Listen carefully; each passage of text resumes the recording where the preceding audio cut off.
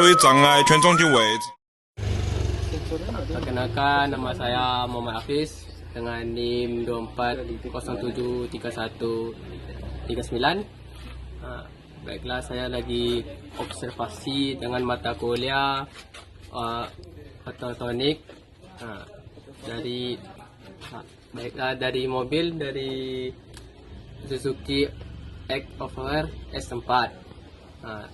Saat ini saya akan melakukan identifikasi komponen ABS. Oke. Baiklah, pertama saya melakukan komponen tentang identifikasi komponen ABS. Yang pertama sensor kecepatan roda. Fungsinya mendeteksi kecepatan putaran roda, mengirimkan data ke ECU ABS, terpasang pada setiap roda.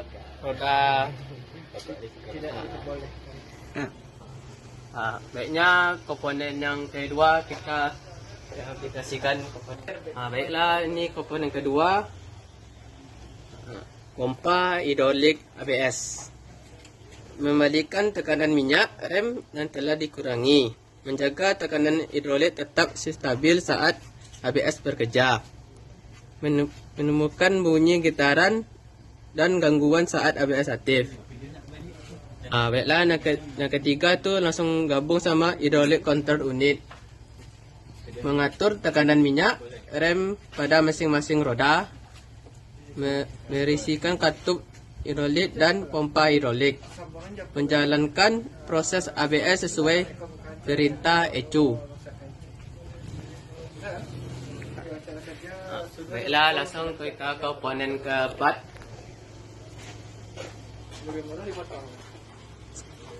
Komponen keempat, master rem silinder.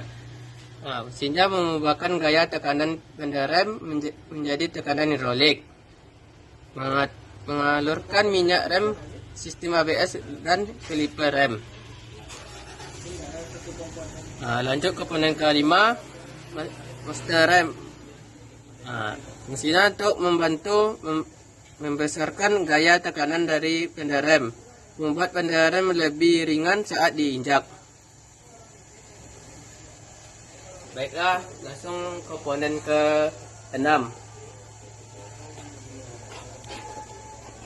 Komponen ke-6 ini kabel dan katot menghubungkan seluruh komponen ABS, mengarukan sinyal listrik dan data dari sensor ke ECU dan akumulator.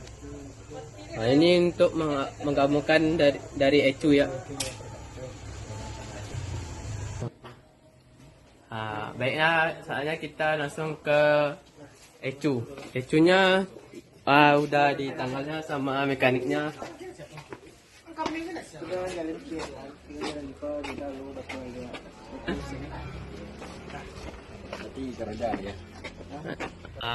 Ini langsung ke ECU, mekaniknya sudah dibukarnya ECU-nya. ECU-nya fungsinya untuk otak dari sistem ABS, mengolah data dari sensor roda, mengatur kapan tekanan rem harus dikurangi, ditahan atau ditambah, mengontrol katup hidrolik dan pompa ABS. Baiknya, saatnya kita lakukan lampu indikator ABS. Ini lampu indikator ABS. Salahnya ini kan mobilnya agak hidup, lagi kuncinya agak sama mekaniknya. Baiklah, namanya itu lampu ABS untuk memberi informasi mengenai sistem ABS. Kalau normal menyala saat kunci kontak hidup, lalu matikan. Kalau gangguan lampunya menyala terus. Kalau ABS-nya ada diganggu rusak gitu, hidup terus ABS-nya. Itulah komponen-komponen dari sistem komponen ABS. Dari sini aja dulu, nanti tambah lagi kita dari identifikasi komponen selanjutnya.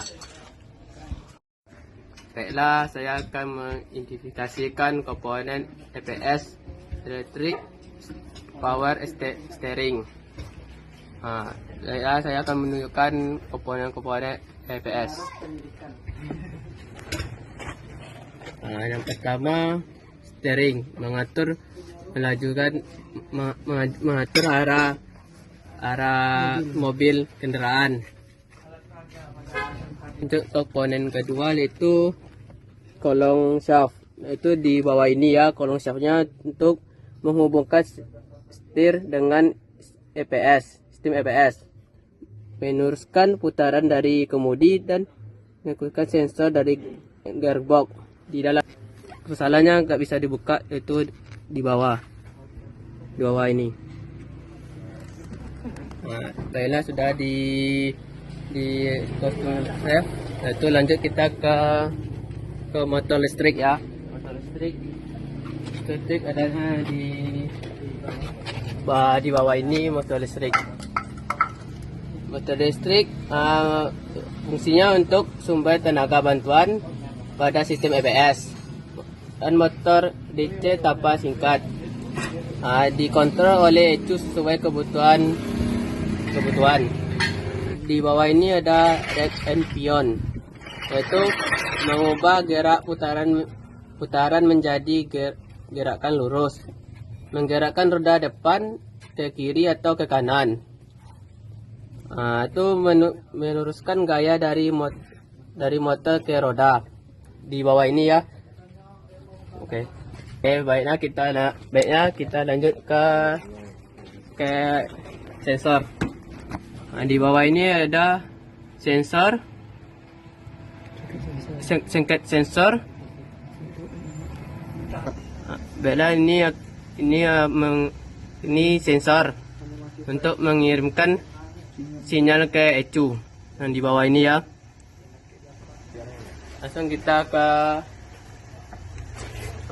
Baiklah, kita langsung ke soket EPS untuk menghubungkan seluruh komponen, mengarahkan sinyal listrik dan data dari sensor ke ECU dan EPS. Baiknya kita selanjutnya ke ECU.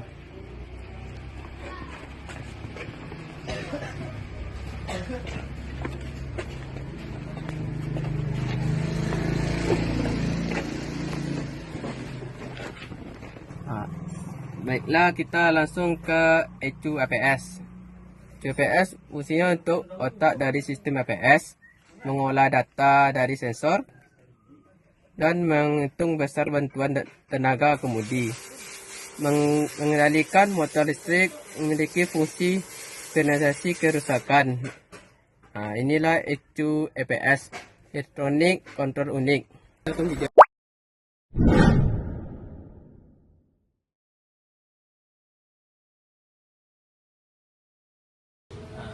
Assalamualaikum bang. Perkenalkan dulu bang, nama saya Muhammad Hafiz bang, dari WNP bang. Perusahaan otomotif bang. Datang sini saya mau wawancarain abang bang. Tentang mata kuliahnya teknologi elektronik bang. Boleh dulu bang, perkenalkan diri abang dulu bang. Iya bang. Nama saya bang. Nama saya Ilhasa. Saya bang. Saya Mekanik bang. di sini wawancara ya. Iya bang. Jadi wawancara di sini mau apa yang akan diwawancara? Yang pertama dulu bang tentang airbag bang. Airbag. Ya, airbag. Kenapa airbag muncul utama saat membuat airbag berkembang saat kecelakaan bang? Airbag Ya, bang. yang membuat airbag mengembang. Ya, mengembang. Kecelakaan. Di airbag itu tentu ada sensor. Jadi pemicunya adalah sensor tabrakan yang mendeteksi perlambatan kecepatan. Jadi yang sangat ekstrim secara mendadak sensor ini mengirim sinyal ke inflator untuk memicu reaksi kimia yang cepat menghasilkan gas nitrogen. Jadi sehingga udara mengembang dalam lingkungan medan listrik. Itulah pemicunya utamanya airbag yang akan mengembang saat mengemudi. Kalau airbag itu kan udah pecah kan bang? Atau ganti ulang lagi atau gimana tuh bang? Ya kalau udah pecah mana bisa diperbaiki lagi ya. Oh. Harusnya diganti lagi. Diganti lagi, Bang. Yang baru. Baik Bang. Selanjutnya apa? Mau selanjutnya pertanyaan kedua Bang. Ya. Mengapa anak kecil dilarang duduk di depan saat lengkapi airbag Bang? Untuk anak bayi tidak boleh duduk di depan saat airbag dilengkapi ya. Ya Bang. Untuk anak bayi tidak boleh duduk di kursi depan karena gaya ledakan airbag saat mengembang sangat kuat, jadi mencapai kecepatan lebih dari 300 km per jam. Jadi tinggi fisik anak-anak yang pendek membuat hantaman airbag akan langsung mengenai wajahnya, tubuh gitu. Jadi air vital seperti kepala dan leher gitu. Banyak juga yang lain-lain kayak mata, itu yang akan menyebabkan cedera fatal anak kecil ya. Makanya tidak boleh untuk anak-anak kecil duduk di depan saat airbag dilengkapi. Gitu. Ya. Ya Bang. Ya. Baik Bang. Ini tanyakan ketiga Bang. Ketiga ya. Jika indikator hidup, apa solusinya Bang? Untuk lampu indikator hidup, terutama kita harus kita scan dulu. Jadi nampak apa kodenya nanti. Bisa jadi kan kalau kita scan dulu kan nampak tuh apa terbaca semua sensor kayak sensor ABS, kayak sensor CKP, CMP nampak di situ. Jika sensor airbag atau sensor ya airbag kan Ya Bang. kena, jadi terus kita reset dulu.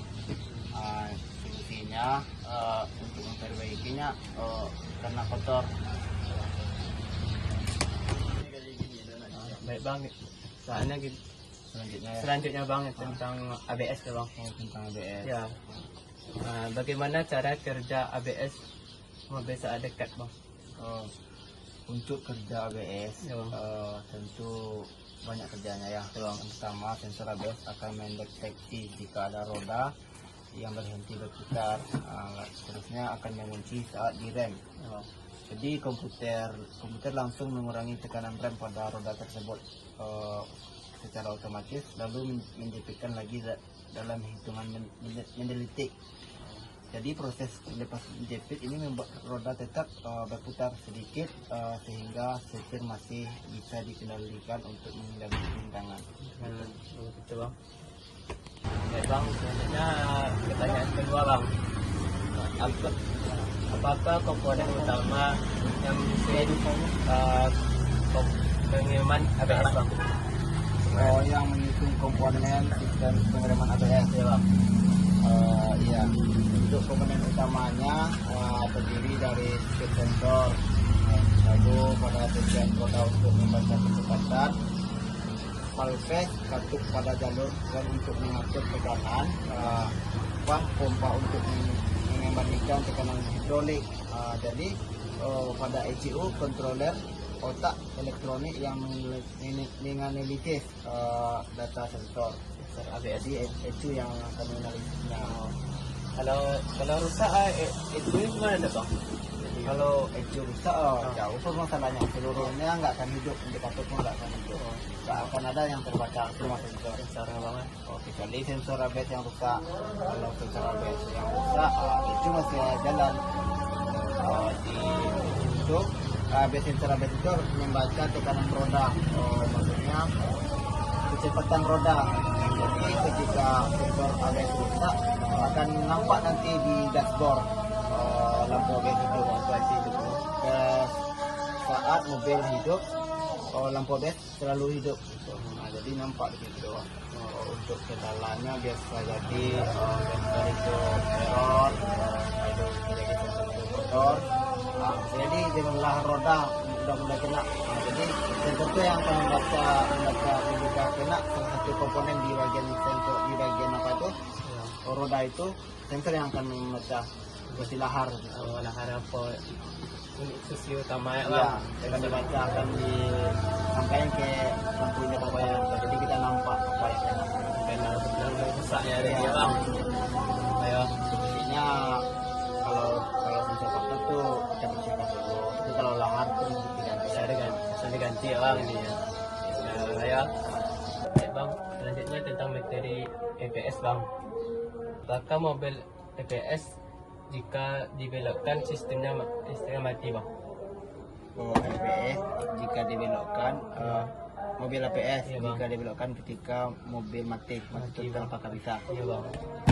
Untuk mobil APS tetap bisa dibelokkan, nah, tetapi ada apanya masalahnya dengan hambatannya itu ketika setir terasa sangat berat, hubungan dengan masinis antara setir dan roda tidak dapat terputus. Jadi EPS hanya berfungsi sebagai asisten elektrik. Jadi jika EPS mati, mobil ini tidak akan kehilangan kendali arahnya, hanya saja pengemudi butuh tenaga saat memutar setir mobil. Coba. Jadi tidak bisa tidak berjalan ketika mati total, tetapi setir itu berat diputar. Terasa dia bang ya. Kalau ketika EPS hidup total, kita dengan satu jari gitu. Oh, oke bang. Terima kasih bang sudah temani saya wawancara bang. Bang. Sukses selalu. Oke, terima kasih bang.